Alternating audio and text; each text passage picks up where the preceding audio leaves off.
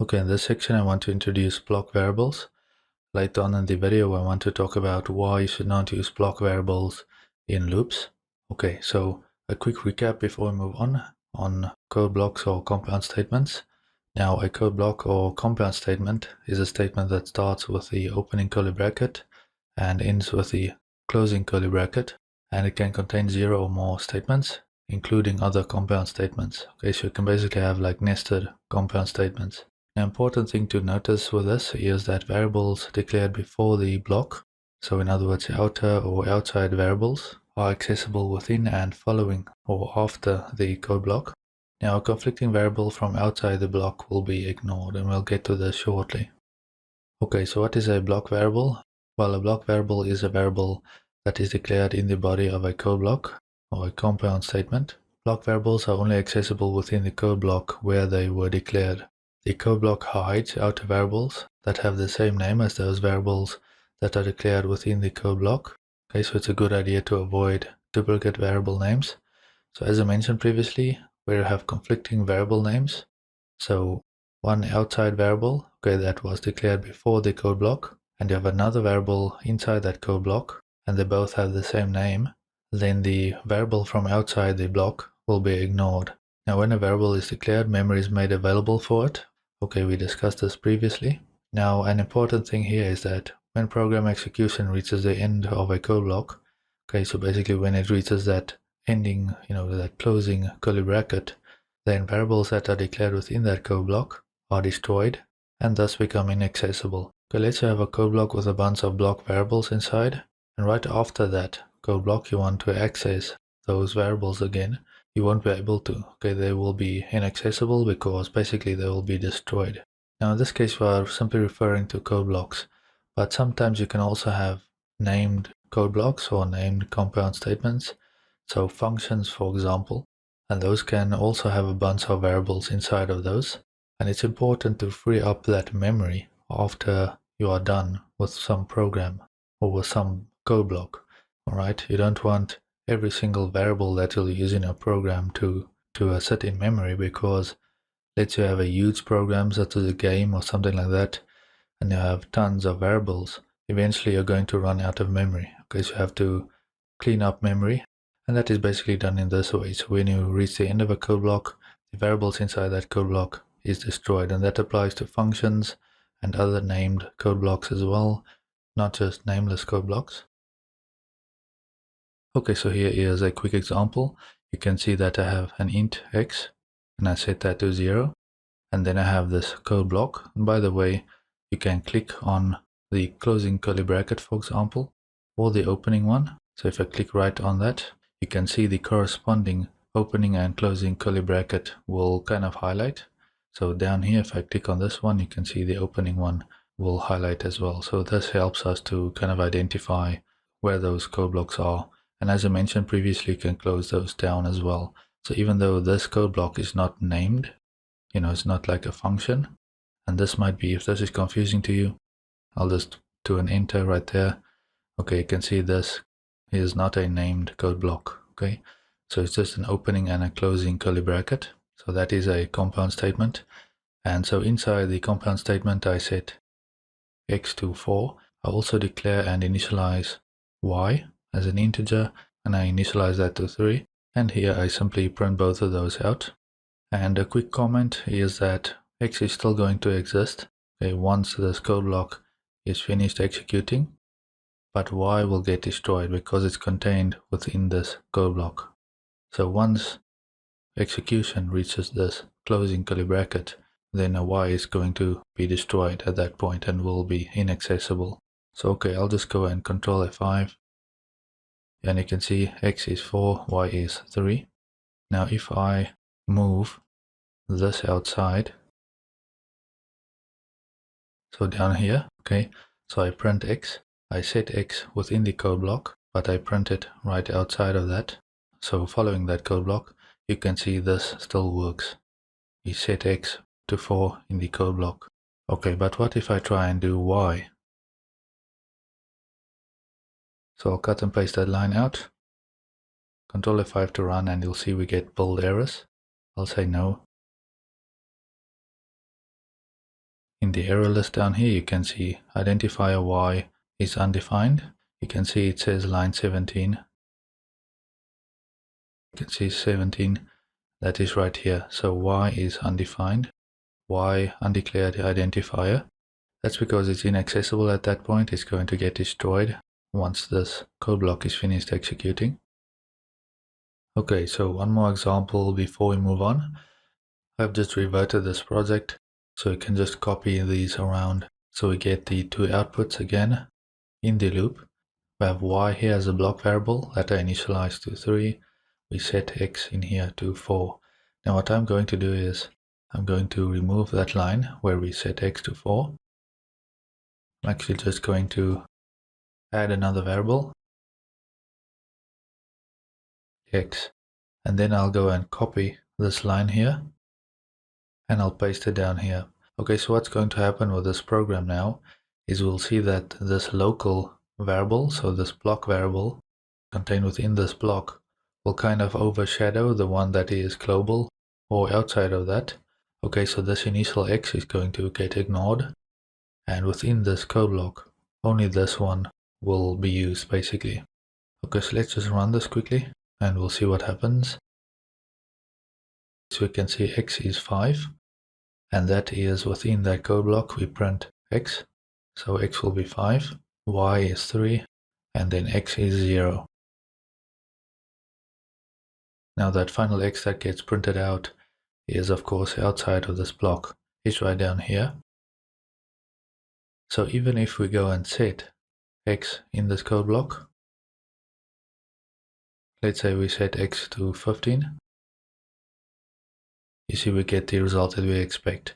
So x is equal to 15, okay, that prints out within that block. Y is 3 is also in that block, and then x is equal to 0 is outside of that block. So we don't get an error because we have these two variables with the same name. Instead, what's going to happen is this x here that is kind of global or outside of this code block will be ignored within that code block. So within this code block, we use this x and we ignore the global one or the one that's outside of that. Another important thing is to always update your comments.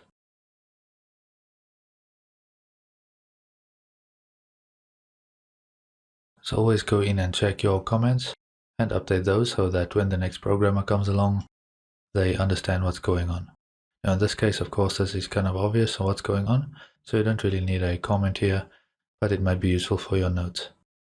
So this variable up here that's outside of that block, kind of global to this block, does not change, so regardless of what you do within that block, alright? You can see when we print it out, it retains the value that we initialized it to. Block variables in the body of a loop, and basically reasons why you should avoid them. Block variables are destroyed after the loop ends, as we talked about previously, so they kind of become inaccessible. They don't exist anymore. It's kind of a way for the computer to clean up that space so that it can be reused. Otherwise, like again, as I mentioned, if you have all of your variables in memory and you have a huge program, you won't have any memory left to work with. So you need to remove or destroy those variables eventually. Okay, so block variables in a loop are also inefficient because each time the loop repeats, the block variable is constructed and memory is set aside for it. And then also each time execution reaches the end of the block, so basically when it reaches that closing curly bracket, the variable is then destroyed. Now there are also a common cause for logic errors in a program, since again they hide outside variables with the same name, so it can be kind of confusing. Okay, so here is this program that we used previously, where we prompt the user to enter 5 values to add together. Okay, so you do an input, which gets saved into temp, and we use this accumulator to add that temporary variable to with each repetition of this loop. We also have this counter variable up here. Okay, so in this case, we just want to do 5 values. Okay, but what we could do is you can see up here we declare and initialize this temp variable. So what I could do is I can cut that out and I can add that in the loop. Now I'll keep this initialization. I prefer to do it this way, so each time when I declare a variable, I also initialize it. Alright? Otherwise it contains some weird garbage value And that can be kind of difficult to debug. Okay, if you get a weird value with your variables, it's like, where does that come from? Okay, but if you give it some initial value, that's much easier to debug later on. Thankfully, this is an easy program, so we should not get, weird bugs. So I'm going to declare that inside of this while loop. So this now becomes a block variable. Then what I'll do is I'll copy and paste that, and I'll do, let's say something like this. The last value was, and then of course we do that temp. So what we want to do is we want to print out what the final value was that the user entered. And of course that will get stored in temp, in the temporary variable. As you can see, we get red squiggly lines. If I control F5 to build this, we'll get an error. Okay, it says temp is undefined. At line 20, this temp is undefined. If I comment this out, this program will still work.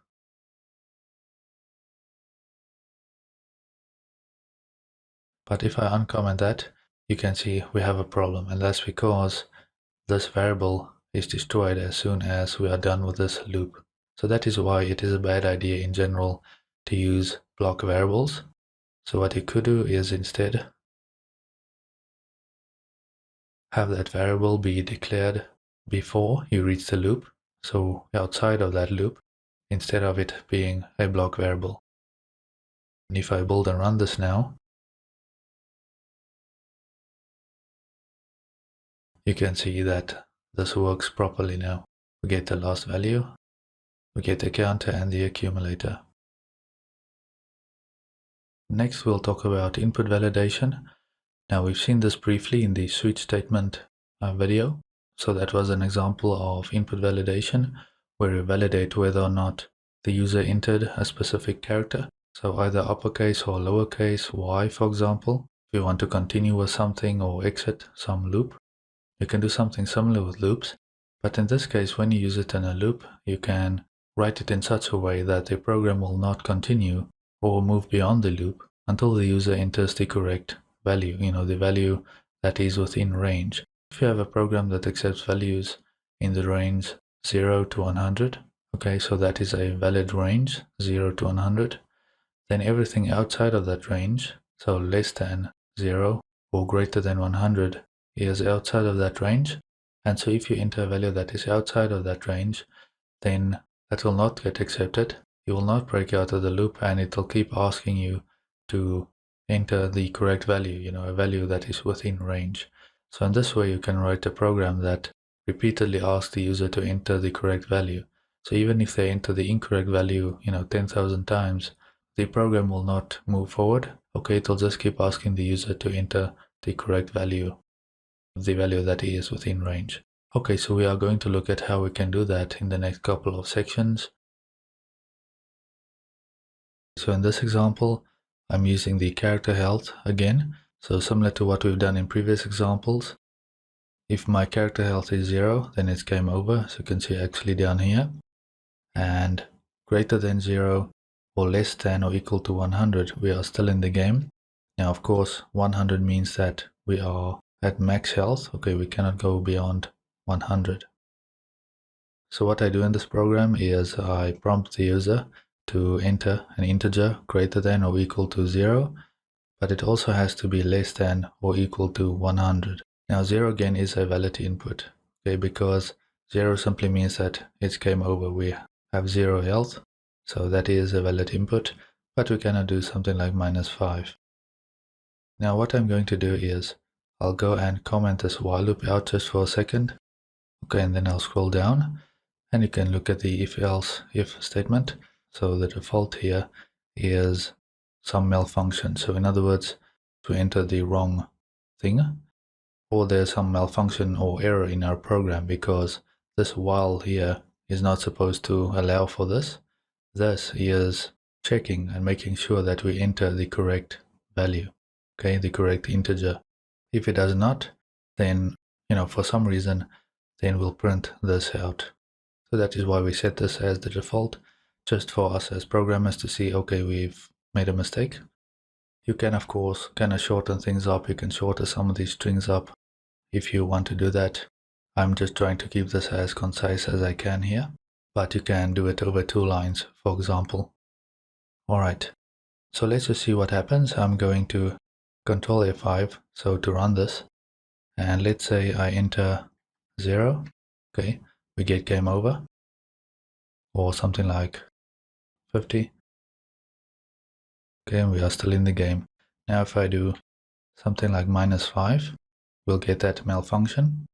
So again, that simply means it's kind of out of range and should not be allowed, basically. This is just a silly thing that I wrote here. Of course, you can do something like error or invalid input or something like that, okay? Similarly, if we enter something like 101, something that is greater than 100, then we'll get malfunction as well. But what we want to do is we want to use loops to check for input. Okay, so I'll just uncomment this. So in other words, we want to do input validation. So whilst we have an incorrect input, go and loop.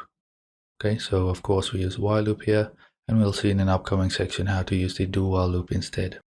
So we are doing the input validation right here. We are checking while the input is, so that character health is less than 0. Then we want the body of this loop to execute because that is incorrect. Again, something like -5, that's incorrect. Or, and again, you don't want to do an AND here, you want to do an OR. The character health is greater than 100. Again, 100 is the max health that we can have for our character. Just as an example, you can use your own program if you want to do something like this. Maybe you have something that goes from 0 to 10, for example, or something like that. So if either one of these is true, then our input is incorrect, and that means that we want to execute the body of this loop. So we are going to do the same thing that we did up here, basically. So I'm just adding a line each time. Then I'm doing that same prompt to the user to ask them to do a valid input, and I just console, do the console input to basically save whatever the user types in this variable right here. So I initialize this to 0. You might want to initialize that to 1. It doesn't really matter. So basically my game starts in hard mode, I guess. But again, you can set it to 1 or whatever you want. It's just an initialization. I don't want my variables to contain garbage. Alright, so let's just see what happens. I'll Control F5 to run this. Let's do a valid input. So I'll do 0. Okay, it accepts that. The loop does not run and we get game over. Same thing with 100, still in the game. 101, and that's incorrect because it's greater than 100. So it will ask me that same thing. To something like 50, that will be accepted. The loop will exit and this will print out still in the game. Something like -5. So just trying to show you, like, you have to go through and test all of the use cases, right? As much as you can. Okay, so this was a quick example on input validation using the while loop. Now, if you look closely here, you can see some duplication. So you can see this here where we do the console output and the input is duplicated right over here. Now this is often okay, so if you only duplicate something twice, that is usually okay, but this can be improved slightly because we have the do while loop. And it's often the case in programming that when you have duplicated code like we have here, that you want to go in and improve that and get rid of that duplicated code. And there are various ways of doing this. And we'll kind of talk about this again in an upcoming lesson where we talk about functions. Okay, so remember the difference between the while and the do while loop is that the while loop is a pre-test loop. So it's going to test this condition first, whereas the do while loop is a post-test loop. So it's going to execute the body first before it does the test. So I'll just do a do while loop here. And what I'll do is just create some space. I'll copy and paste that condition. And I'll copy and paste that body as well, these statements in the body. Now instead of deleting this here, what I'll do instead is I'll comment it out. I might get back to this later, where we'll drive this while loop with a Boolean instead of doing it this way. Okay. And now what we can do is we can actually delete this stuff. Now I won't be needing those lines, as I will later on for this section here. So I comment this out, but I'll delete those lines up there. You'll see why that is okay later on. Okay, so I have this variable that I declare and initialize. Then I enter the do while loop. And of course the body will execute before we get to the test. So in this case, what I'm going to do is I'm going to cut that out. And I might want to add that end line down here. So I'll just swap those around. And you can see that we've now reduced the amount of code that we have. We don't have these duplicated statements that were up here previously. I'll go and build and run this. So let's do something invalid. -5, 105. Let's say I enter 0. Game over. You can see that the program adds all of these spaces. So what we could do is we could remove some of those spaces. So when it reaches this, it's going to, move to the next line before it prints this out. And I have that new line right here as well. Now you can remove that if you want, but for this example, I'm just going to leave it in.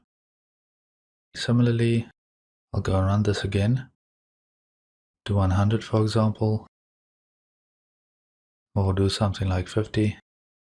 It shows still in the game. So we know that this works fine. So that is a quick demonstration of how you can use the do while loop for input validation instead of the while loop.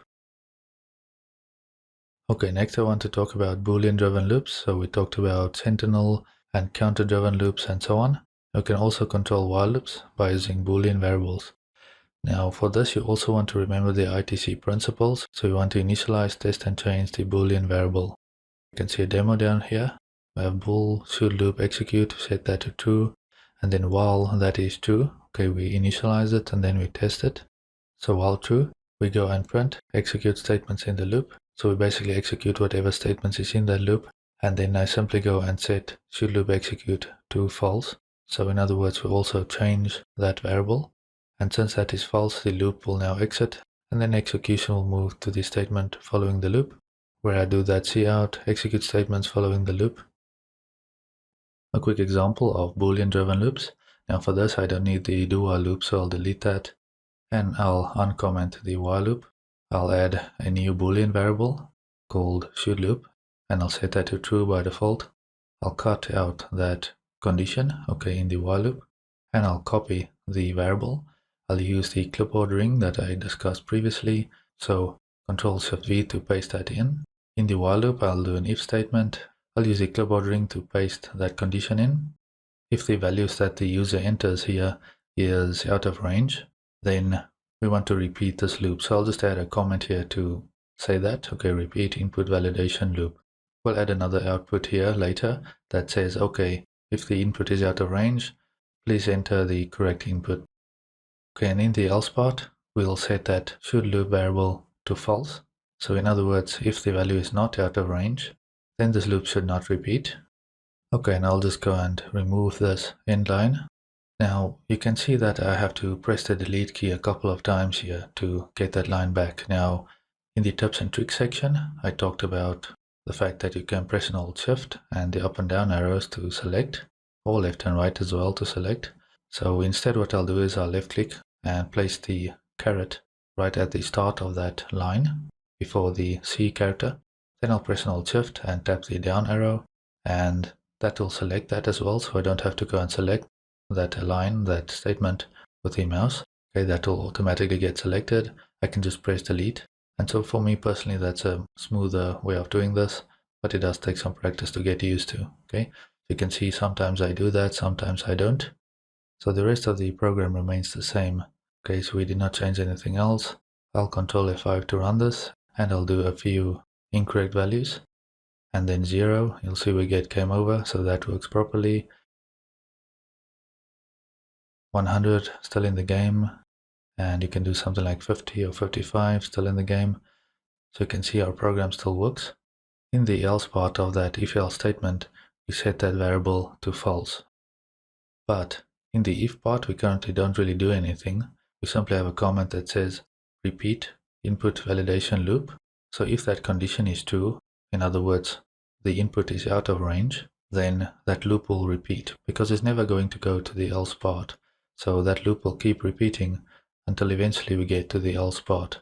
In other words, the user has entered the correct value, okay, the value that is in range. Okay, so let's just do an output here. We do cout, and then we do something like out of range. Please try again, and we'll just do an end line. I'll run this and you can see what we get. So I'll input the incorrect value, out of range, please try again. I'll enter another value that's out of range as well. That'll accept the correct value, exit out of the loop, and then print those statements. I'll just do a quick cleanup here, swap those lines around. Something that you can also do is you can call this variable done, and then of course we need to set it to false, and we need to replace those instances, and in this case we want to set this to not done. So while not done, repeat this loop, and again I'll replace those instances, set that to true in the else part. So when the user enters a value that is within range, then that condition in the if will fail. We'll go to the else part, we'll set that done Boolean variable to true, and that means we are done with the while loop, so we'll break out of that while loop. I'll build and run this again, and you can see that this works just fine. So instead of using a do while loop like we did before, you can use Boolean driven loops, as you can see here. Now personally I still prefer to use the do while loop for this because it's kind of more concise, and you can still do that output that we do in the if part, you can do that in the do while loop as well. So you'll just have to do a check, but I'm going to leave that for you as an exercise.